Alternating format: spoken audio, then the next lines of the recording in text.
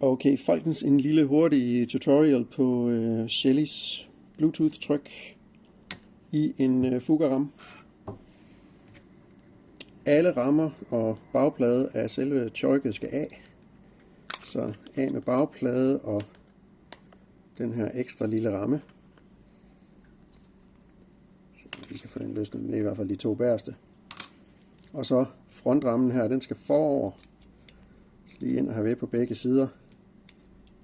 Kan man trække den forover. Så har vi trykket, og det der er vigtigt, det er de 4 små vinger her. Det er dem vi skal have skåret ud til, så der lige bliver plads til dem i forhold til den her. Så den her lille fine tang er rigtig god til det. Tager vi lige kanterne. Det gør ikke noget, hvor dybt de kommer, fordi den bliver presset på plads af væg og af rammen. Så lige alle 8 vinger skal have fri plads.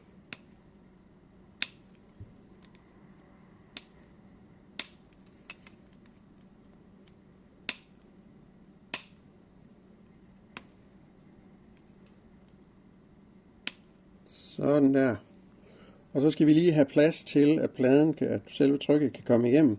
Så vi skal lige have taget de 4 hjørner indvendigt her.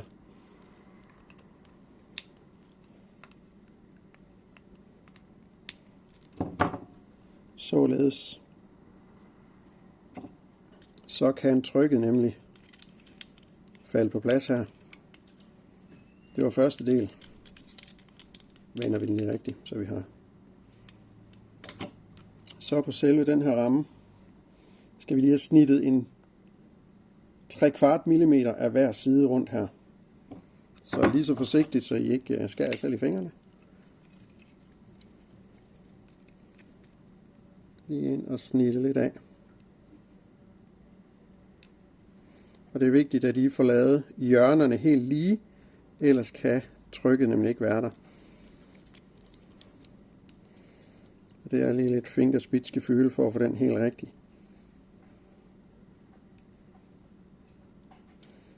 En god ting er eventuelt lige at slutte med lidt af det sandpapir, vi får i vores presmuffsæt mini fra Solar. Der er der lidt sandpapir med, så kan vi lige bruge det til at glatte ud og gøre det pænt. Det er simpelthen kun lige en 1/4 mm, der skal af. Og så husk at lave et firkantet hjørne.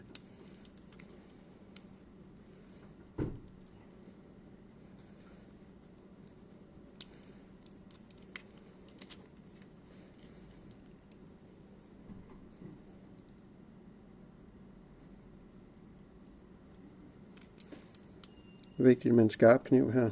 Hvis der er nogen, der har en bedre idé til, hvordan vi kan skære en lige kant af på det her tryk, så må I gerne komme med den.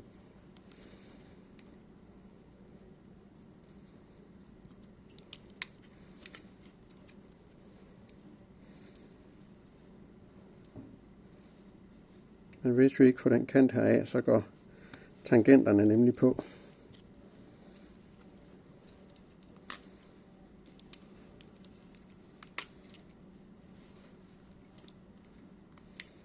Og ja, hvis jeg så havde, så ville jeg lige give den en lille smule sandpapir til lige at gøre den pæn.